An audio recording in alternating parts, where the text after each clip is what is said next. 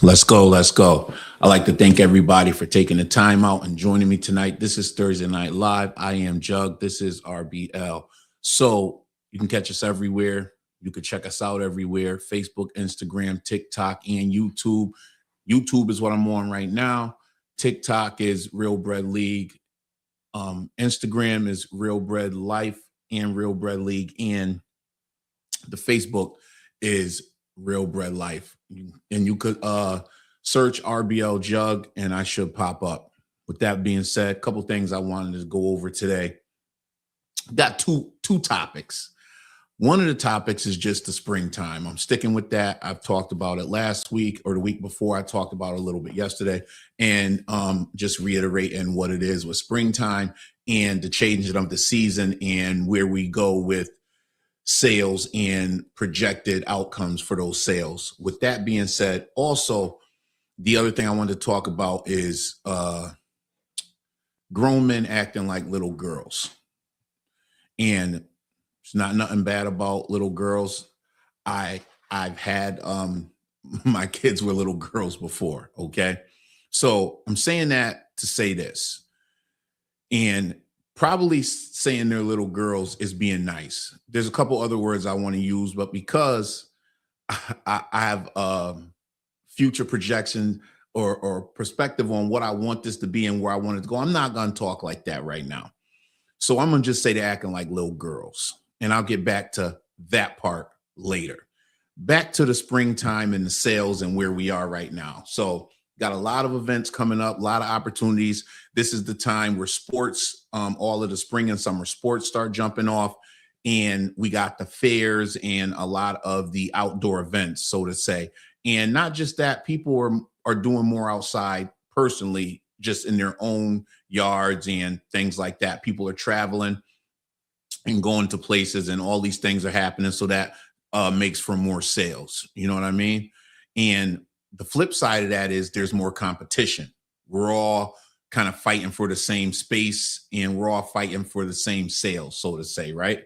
So it's the demand is there, but also the competition is there. And with that competition, best man wins. All right. Your professionalism, your presentation, your consistency, and your enthusiasm. And all of those things combined are going to result in how they're all going to combine to show within your profit margin. If that makes sense to you, you understand it, right? So what we want to do is figure out how to adjust to the things that are happening and make good decisions when we're ordering, right? So there's no need to jump the gun. For instance, I've been in talks with a couple of my stores, and there's some that think it's time to put all these tables out. Let's go heavy on these orders. It's not time to me. For me personally, I'm speaking on me. I don't see it as time yet to jump the gun, go crazy heavy with these rolls, and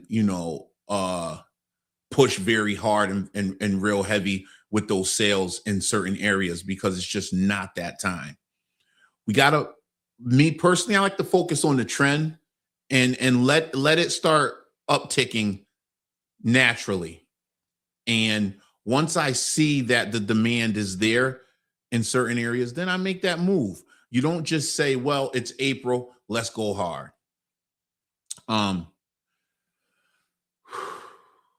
Again, I'm in the Northeast. Some people are in the West, the South. You may be in Canada. You could be upstate New York. You could be all the way south in Florida or Texas. And things I'm saying don't really translate that same way for you. So there's actually parts of the country where they're getting snow right now still, and dealing with more inclement weather consistently than we are. So what I'm saying does not apply to them the same way. And that just goes with, knowing your area, your territory, and where you're situated. We want to be conscious of our territory, conscious of our spaces. So, you know, what I do is I write down my goal, right? For the springtime. I get it all situated, what I'm looking at as a goal and where I want to be, because I don't want to be guessing. And if you're not writing it down and tracking it, you are guessing. And in this business, you can guess wrong 1 week and it could set you back for the rest of the month when it turns into hundreds or even thousands of pieces. So I don't like to play the guessing game. And whenever I teach someone or whenever I'm schooling someone or even giving them the game in certain ways, it's not good to guess. I don't like to guess. So let's just say, for instance, someone's supposed to pay you, and I guess they're going to pay me. They might not pay you. But if you write it down and you're contractually obligated to get paid, they're more likely to pay you. And if you spend money with me, I'm obligated to fulfill the agreement that you paid for. Same thing goes for yourself. Make sure that you obligate yourself to fulfill your own things. Like, you have to make sure. Discipline and consistency are one of the biggest things that crush people in business and in life. The lack of discipline, the lack of consistency will do you in. And I don't say it because I heard it, seen it, or it sounds clever. I say it because I know it. I've been inconsistent and I know what the results were. So that's the reason I'm saying it. I'm not saying it because it sounds cool. I'm saying it because I know. So when I say these things, it's not something that I'm guessing.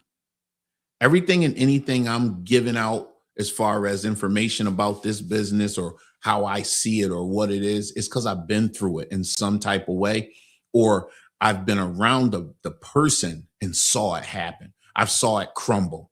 And on the flip side, I saw how they built it and how they sustained it and the foundation that was put in place to keep it maintained in a certain way, and the small fixes or the tweaks that are necessary to keep it going. So when I speak like this, that's why. It's not just because some of this stuff sounds cool and it's clever. No, it's because I really know. And that's the reason why. So as we move into this season, have an outlook on what you want to happen and put it together. Draw up that outline. I have this fear of not sticking to the routine, which allows me to stick to the routine. So, excuse me. Sometimes with this plan of action for this time of the year, the days are going to be longer, but that's to be expected. The outcome is going to be better, but the days are going to be a little longer, but that's expected. You can't have more bread and work less time. It just doesn't work like that. So, the best thing I would say to do is make sure that you protect your energy. And when we protect our energy and our space, it will keep us healthy. That's the best way I can say it. Protect your energy and your personal space to stay healthy. You want to have a healthy mentality. Don't allow for the outside noise to jeopardize your profits or to jeopardize your business. Okay. With that being said, I'll move into the second topic, which is these grown men acting like little girls. What do I mean when I say these grown men acting like little girls? Well, I'll explain it to you a little bit. So we have this situation and these things going on where within the sales center, or some would say the depot, some would just say the warehouse, however you want to label it, right? We got some people that don't get along with other people. which is to be expected. If you have 30 to 35 people in one setting, everyone's not going to get along. There's not going to be all this kumbaya, right? We're not all slapping high fives and shaking hands and giving hugs. That's just not how things work, which we understand, which we know. And that's cool. That's all right. That is fine. But what's not okay and what's not all right is for people to target other people with subliminal statements, online chatter, and hold on one second.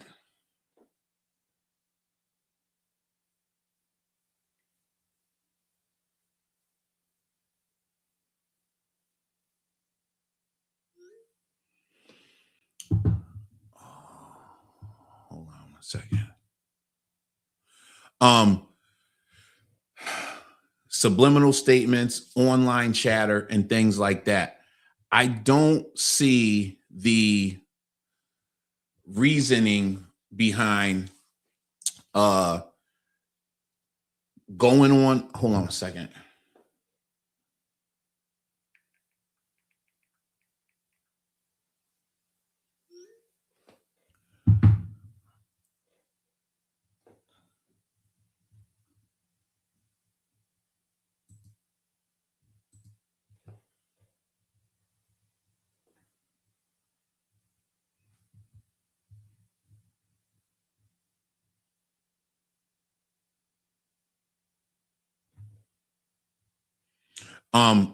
So I don't see the reasoning behind going on social media in little groups and posting memes about people which are untrue, character assassinations, and I see it as instigation and bullying, and for lack of better words, you're picking fights, and that's not how you should do it. So here's the reason I'm saying this.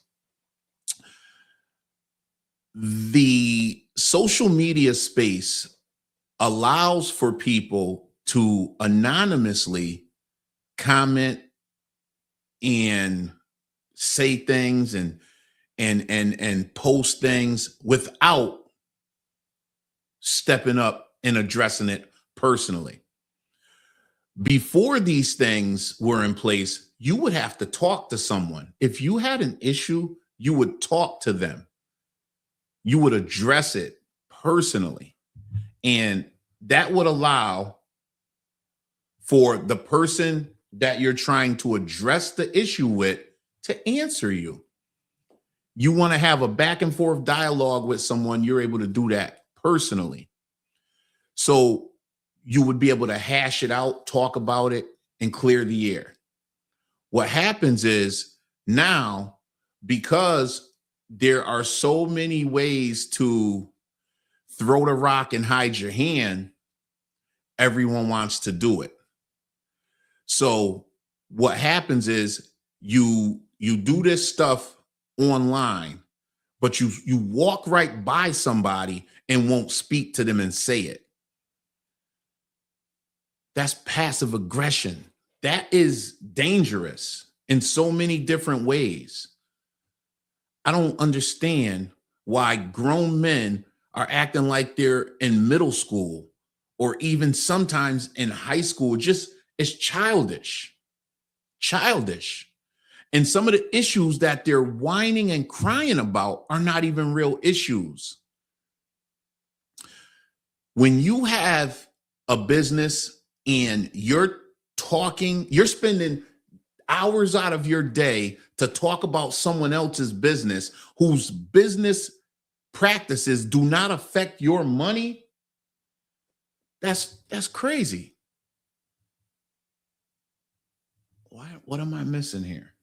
Hold on one second.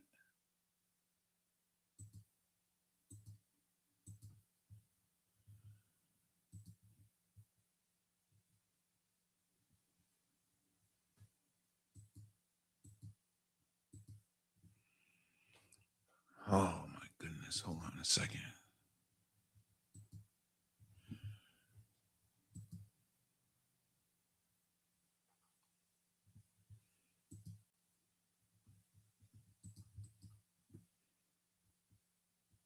Oh, hold on a second.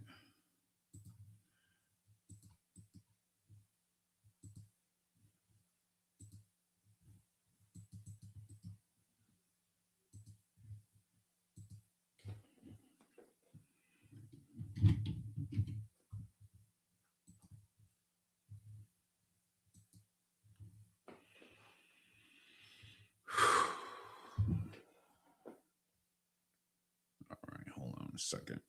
I apologize. I gotta get this right.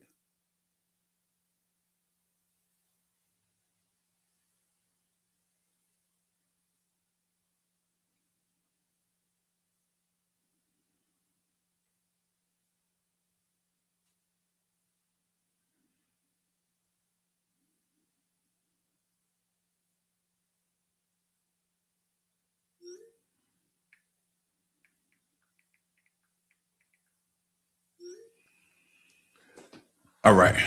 So I'm sorry, trying to get Brandon in here. And I don't know if he has the right link. I'm sending him the wrong link. What's going on here? Something's not right.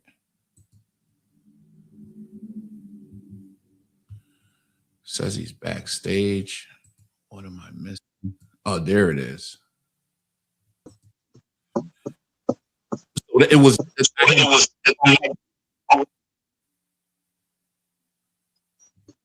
Can you hear me? Yes, I can. I got an echo. Something's going on. You got your phone on? My phone, yeah, I'm using my phone. Yeah, but it's for some reason. It's feeding back. Something's going on. Not on my end. I mean, you're. Oh, no, I can hear you perfectly. No. Something ain't right.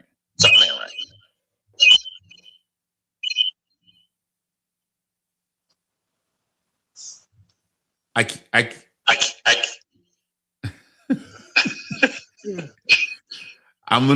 gotta have you come back. It's not right.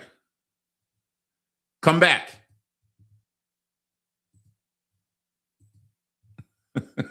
I can't do the feedback on my end.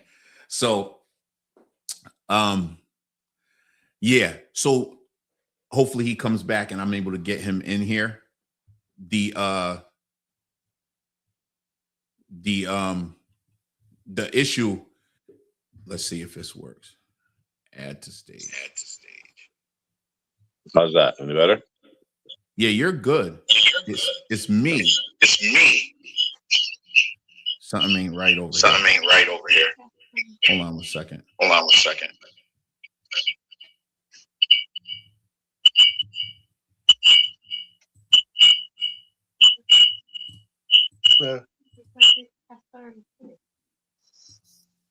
Hello.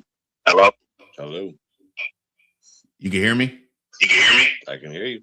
Yeah, but it's echoing over here. Hold on. How about now? I hear you. Yeah, but it's doing a double tweak over there. Over here. Oh my God. Want me to try the other one again? The first one? No, I don't think it's you. Hold on.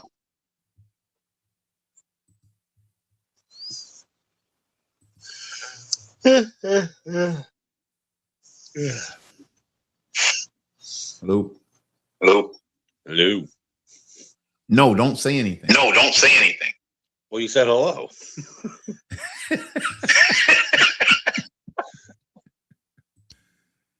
I'm trying to figure my mic. So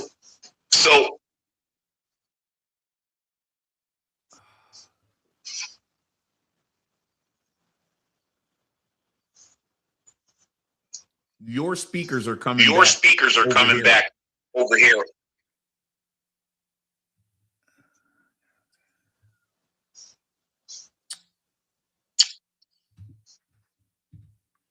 All right. Can you hear me? I can hear you. So I think that's what I gotta do.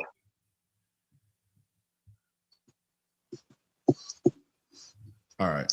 So I'm gonna just turn my speakers off. You can hear me fine. I guess everybody else can hear me. Oh, you got your YouTube on. You got your YouTube on. I do?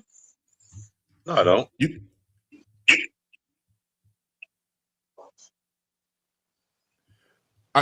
Are you? You're not on YouTube. You're not on YouTube. Nope. You're on your phone. You're on your phone. See that's. Yep. I thought that's. Yeah, because that's what Wes just said. That's what Wes just said. So did you come on with the link? Link I sent in the chat, or the one I text you? Yep. Or the one I text you? Oh, well, no, the one then you texted me one, but I hadn't been home. I just got home, so I went after the first one, and then I texted you because I was stuck in the back room, and there was no response to anything. I waited a while, so then I texted you. I'm in the back room, and you said try this one, and that's when I did it. You sent me the same link again. I put that in, and now you sent me this other link. I'm on the second link that you sent me. Okay. Yeah, but for some reason it's echoing, man. But that's I know it does that. I know it does that from when you're on YouTube and you jump on. I don't know. I'm wasting a lot of time. I'm wasting a lot of time. So I'm gonna just turn my volume off. So, I mean, I know you can hear me. I know you can hear me. And whoever's listening and watching can hear me as well. So, what I was just talking about. It's funny that you just came on. I was talking about these grown men acting like little girls. And the reason I was saying it is because of their passive aggression, their cats and their group texts, walking around people, not seeing anything face to face, texting on social media and just acting like little kid. I said that's just bad business practices.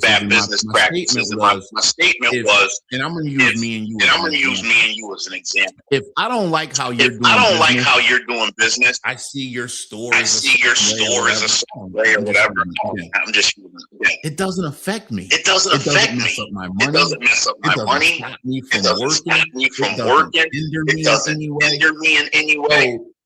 So why would I care? Is what I'm saying. Right? I'm just having a hard time. Maybe someone can enlighten me. And I'll give you the opportunity to tell me. And even I see Wes is up here. That we were given the information down in Florida. So someone could try to help me to understand. Why do grown men act like little kids? Sometimes in the warehouse. Why does it feel like I'm at dealing with a bunch of kids? Little kids. You know what I mean? I'll let you. Go ahead. I'll let you say it. Me or Wes? You. Because me, if you're asking me, I don't really have an answer for you. I can't speak for how other people do things, how they go about things. I just feel like if some people's maturity level isn't just where it should be, that's why I just keep to myself and I don't get involved in the hearsay, even though, obviously quite sometimes I'm sure my name is probably thrown into the hearsay, but doesn't bother me. I choose not to pay attention to it, I really don't. Usually the people who got to say the most know the least. That's just my opinion, Right. I agree 1,000% with that. So let's just talk about one of the things that we were talking about that we keep hearing. So for instance, so you bought and flipped a lot of routes, right? You've been doing this before I even was in this space. Buying and selling, right? Buying and selling. Us personally have helped some people buy routes. And while they were inquiring about these routes, the sellers had mentioned or talked to the people that we were helping about the back end money. Let's just say, for instance, the route was 200. The guy selling the route wants an extra 40,000, which is the back end money. Am I saying that correct? Yeah, right. That's so pretty much right. Right. Just So to give the viewer, give the viewer and people that will watch this later understanding. the understanding. So we're just using, as you would say, round numbers, regular numbers, even simple. 200,000 the route. 200,000 the route. This guy had this route. This guy had this route for 15, 20 years. He wants to sell it. How He knows how much the value is. But he says, "Hey, this is my baby. This is my retirement plan. It's valued at 200,000, but I want extra $40,000 to sell this route. I'm saying that correctly, right? I'm saying that correctly, right? Yeah, I mean it's a very, very, very common practice. I've certainly done it, and I've certainly gone north of that number. All right, so hold that. Hold that thought. So it's a very common practice. It's a very common practice. When you say you're going north of that number, meaning 200, someone wanting 40 is not really crazy. Well, some people crazy. Some people would want 45, 50, or 55 is what you're saying, right? Sure, but let's get off of the route's 200 and it's I want an extra 40 or 50 or 60. Let's talk about ratios. Okay. So break it down. So when you're with Pepperidge Farm, they finance 28 to 1, 30 to 1 for bread, cookies 40 to 1, 45 to 1, depending on where you live, what section of the country. Every company finances a certain dollar amount. Our company, for the most part, at least in the Northeast, they finance 13 to 1. And it doesn't matter if you're buying Fry Alpha Root, Sara Lee, it's 13 to 1. So let's say you have this is where I'm going to make up math. Let's say you have a route that does 15,000 a week, right? Or let's make it simpler. It does 10,000 a week. So if you're a Pepperidge Farm, you would buy a route that's doing $10,000 a week. It's going to cost you $280 with 10 to 20% down, right? With our company, they only finance 13 to 1, and it's a $10,000 route. So 13 to 1 would come to what, 130,000, right? At 13 to 1. Now let's say you or me, I'm the owner of the route, and I want to go sell the route, and the company values it at 13 to 1 for $10,000. It's 130,000. But I don't want to sell the route for 130,000. If I want to, I think the route is worth 180, right? So you put it on the market, talk, word of mouth, however way you want to sell the route. You tell them straight out, this is what the company evaluates the route, 13 to 1. This is only what they're only going to finance on, 13 to 1. You're going to have to come up with 10% down on that 13 to 1, which would be 10% down of 130 at a $10,000 route. You have to put down 13,000. But let's say I wanted an extra 50 on the back end, right? So I want a total of 180. Well, that means that if you really want the route, and you don't have to buy the route, I mean, you just don't. You can say, no, I want to purchase a route that is only at market value. That's up to you. It's entirely up to the person, the individual, the buyer who is looking at your route, if they so choose to want to pay you that extra money. Now, it's always worked out, usually in everyone's favor, because if you're in it to win it, if you're a young guy, or it doesn't matter if you're a guy my age, if you feel like that route fits your needs and you don't mind spending the extra money on the back end just to guarantee that you're going to get that route, then that's what you do as a potential buyer. You know, a potential seller they can ask whatever they want for their route. It doesn't mean you're going to get whatever it is that you want, but if you do, good for you. If you don't, then you don't, and you held on to the route until you find another buyer who's willing to pay that extra money. That's pretty much the gist of it. I hope that's clear. I don't know if you have any other questions about that, but that's how back end money works. No, I'm fine with that. I'm fine with that. I appreciate that.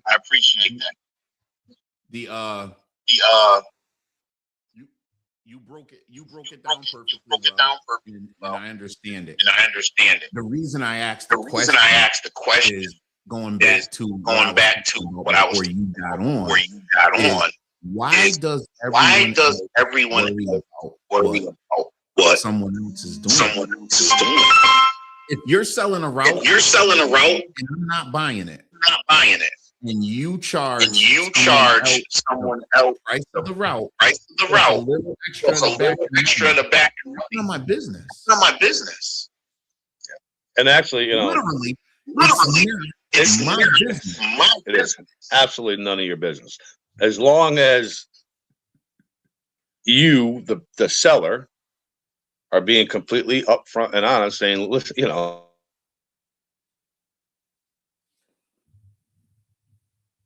because the company's not going to finance that money. So there's only one way you're going to get that back end money. It's the seller wants a certain dollar amount, and then he finds a buyer who's willing to pay that extra dollar amount. But to answer your question, why does other people get involved? That's a great question, man. It's just, I don't know why, and most of the time it's, some people got something to say, but I think, if you really look around, and I don't care what depot you're in, where you're at, your goal when you're a seller, as far as I'm concerned, is you want to get as much money as you can for your business. You worked hard to build it. You put your time in, and that's what you do. I mean, for instance, to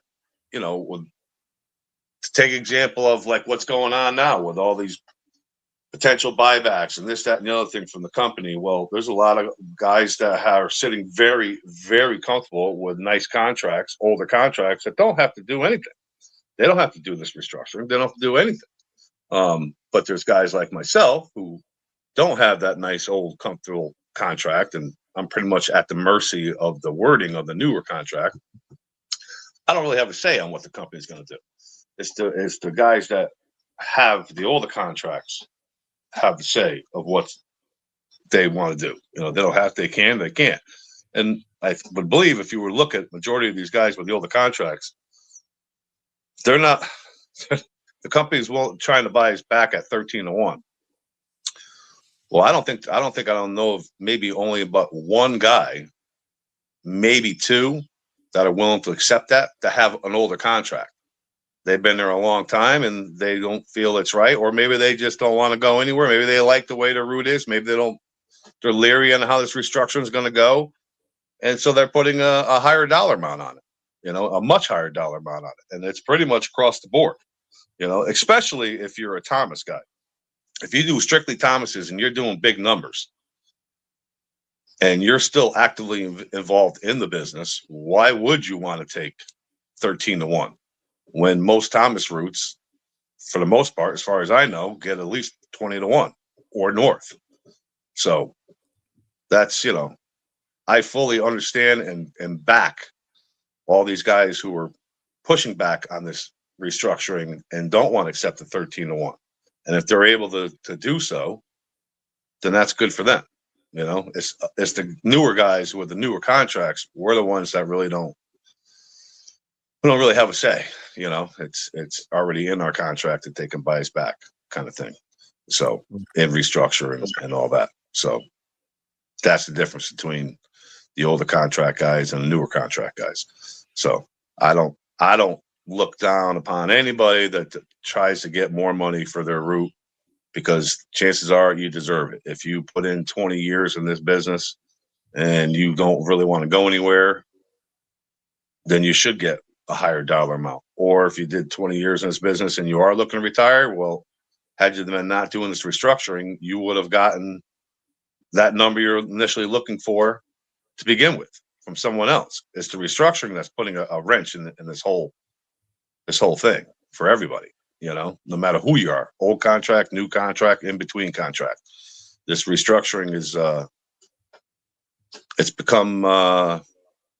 definitely become an issue for all that are involved, not just old contracts or new contracts.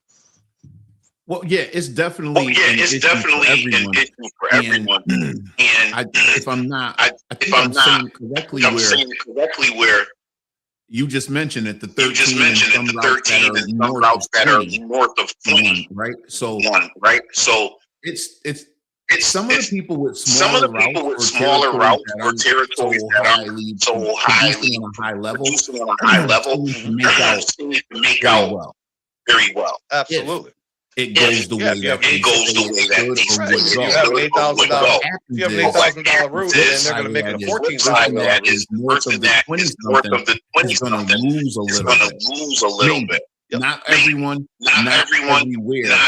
Some may lose a little bit of territory or money. Just basically without funny way, money. What's your take on that? So my take is you're absolutely correct. I mean, if you have a route that's doing, say, 20,000 a week, but they want to restructure these routes. So if I got a route that does 20,000 a week, but I'm next to a route that does $8,000 a week, well, the company wants to take 4,000 from my route, give it to the route that's only doing 8,000, right? So that's $6,000 with your business. I'm just making it up. I get it. So, I mean, if I'm the guy that has that route that's doing 20,000 a week and very happy doing what I do, and you're making your living and you're living your life, and all of a sudden the company's telling you, listen, we're gonna pay you 13-1, but we're gonna resell you a route, and they can't even commit to what route you're exactly going to be getting to begin with. But either way, you're going to go from your $20,000 route, you're going to get a route in return that does $14,000 a week. Well, what incentive do you have to do that? You know, I mean, it just doesn't, to me, I mean, why? Now, the guy that has that $8,000 route, who's going to be now have an opportunity to get bought out and buy back and have a $14,000 route, well, now they're in a good way, you know? So there's definitely that balance, you know what I'm saying? There's a lot of guys that aren't going to make out so well, and there's a lot of guys that it's a home run for them, you know. So that's what makes this whole situation so difficult, you know. It's you can't appease everyone, you know, that's for sure. I mean, at the end of the day, this is not a one size fits all kind of deal. It's just the way it is, you know. Unfortunately. No, I get it. What you're saying, it makes perfect sense. And well, let's just say, in other areas, down south, everywhere else up north, New York, where we know this thing's been happening for a while. Other places, I think, out of necessity of the territory opened up, or someone left, they were able to put these routes together in this way, in other areas for whatever reason. They got it done for however they got it done. I mean, just that some people agreed, or some routes opened up and they restructured it, right? The most pushback I think they're getting is in our area, and it appears to be that way. For some reason, I don't think it's going to change. I think they're going to build the highway around the old neighborhood. So they're going to have to leave some of these houses where they are and build around them. Now, what do you think about that? What do you think about that? I'm willing to bet that it happens that way. So I think it's going to happen basically one of three ways. It's either A, it's going to happen because they're going to strike a deal with everybody and anybody to make it all happen. What do they want, like a 95% compliance or something like that? Which in other areas of the country, like you were saying, that might have been a hell of a lot easier than it is to do it in our area. One, like the company said, you know, if you have no, you don't have to do anything, you know, but this is what we would like to do, and you guys, in the end, you guys have the power to say yes or no, and you have the power to ask whatever it is that you feel that you want to get. But I think it's going to go one three ways. Either one, it's going to happen clear across the board. Two, it's going to happen, but like you said, I'm going to use your analogy. They're going to build the highway around the neighborhood, and some people are going to stay where they're at, and some people are going to go, and some people are going to expand, and some people might be moving to an entirely different area, whether they want to or not. And then the third thing that could possibly happen is nothing's going to happen. and they're gonna restructure at a later date. You know what I mean? So I don't know. I honestly don't. I don't know how this is all going to pan out, but I'm in it to win it, so I'm going to find out. I know that. You know, I like that's all there is to it. I like that. Always. As we always say, I want everybody to win. And that goes back to the thing about the people that are throwing all these subliminal shots, you know, just being just being catty. I don't even know another word to say. Well, we hear haters. The bottom line is, I want everyone to win because that's what I want. Because that's what I want for myself. You keep if you keep wishing all that negativity, you're going to get. I don't want to be around. I don't want to be around that. I think that's the reason. I think that's the reason even addressing this the way I am. I don't like that stuff around. I don't like that stuff around me. I don't function well with negativity in my space. And I think some of them know that. That's why they don't talk to me at all. Which I would if it was a positive. I just can't do the negativity. And now that I can't trust them, I don't even want to talk to them, which I don't right. It's probably not right. Trust is big. Trust is big. And in my world, and where I come from, even with my growth as a person, as a man, and as the nucleus in my world, as far as my village goes, I still can't allow somebody else to break anything in my foundation, and I don't trust those people. So I can't. That's why I can't do it. That's why I don't get involved in all the chitter chatter, or the he said, she said. I mean, I'm not going to argue with ignorance, number one, and two, I don't have time for people's problems, man. I got my own problems. I got a family of 5. You know what I mean? I got my own things to do, man. So if you choose to live life, walking around being miserable and talking about everybody else, knock yourself out, man. Haters are gonna hate, as they always say, you know. Yeah. But I don't have time for it. You're beefing over Brad. I mean, come on, man. Brad got people crazy. There's bigger problems in this world than you worrying about Tom, Dick, or Harry and what they're doing. You know what I mean? I don't care what you're doing. I don't care. I could care less. You know, what I care about is getting up healthy every day. Every day vertical's a good day, man. You know, and coming home to my family, getting to a track meet on time, whatever we got to do, you know, make it to my basketball game on time. That's what I care about, you know, and hope to God that my truck starts the next day so I can go to work and make another paycheck, you know. I mean, that's what it boils down to, you know. Really, you know, I don't know how I would agree, man. Yeah, man. So that was it. So that was it. Spring sales and these and I think a lot of it, with the restructure thing and not knowing what happened, how people are making their money. At the end of the day, don't focus on me. I'm not gonna. Even if it was you, like I would say, don't focus. If I notice something in your business that are positive, and you turn a profit every couple of years, flipping a route or building up a business in some way, I would think it would be good to talk to you about how can that work? What did you do to grow in that area? Instead of trying to say, how about get some of that information and help myself? That's just what I would mean. So you know what I mean? So I think it's ironic that I don't know how the best way to put it. I think it's ironic that so many people who do talk about others behind their back, at the end of the day, especially right now during restructuring, it's kind of like it's a free for all right now. Everybody's trying to figure out what everybody else's angle is, but at the end of the day, everybody that has an old school contract, if you're going to buy me out, you're going to have to pony up. You know what I mean? So all of a sudden, it's okay for everybody to be making more extra money. You know, so which they should, first of all. But it is what it is. You know, it's just I'm not going to. Like I said, I don't have time for negativity, and that's that's it. But hopefully, I'm glad you were able to come on and be positive.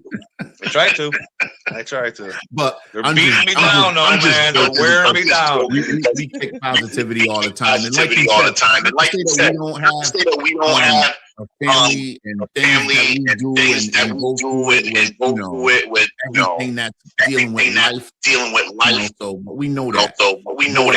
What I'm not going to do that to the depot. What I won't do is ask people to give me all their information about my life. I go to the place to bring it to the store. After I do that, I go home. Everything in between that is no one's business. That's all I'm saying. And you couldn't have said any truer. It is nobody else's business, man. That's just the bottom line. You know, you stay in your lane, I'll stay in mine. You know, and that's the words of advice. Like my dad always said to me, the more somebody talks shit about you, the more you know you're doing something right, kid. So that's, I believe that to be true. You know, if they weren't talking, you wouldn't be doing something right. So it's like I'll say it like this, and I'll leave it after this. We watch sports.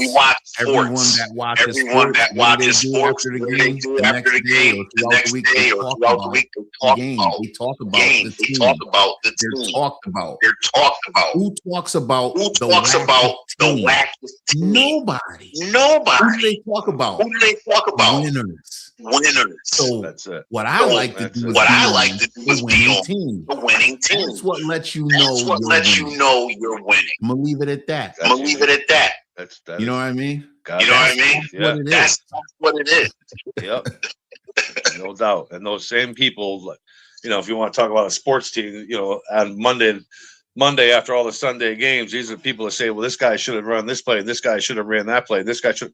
Have you even played before? Have you even come on, those are the same people. So that being said, this is the reason why I went from real bread league. We in a league of our own. We in a league of our own, man. I don't got time for them. I don't got time for them. RBL. Nope. And with that being said, that's all I got for now. Stay blessed and keep stacking. Appreciate you, man. I'll let you tomorrow. All right, bro. Peace. I'll talk to you later. Thank you.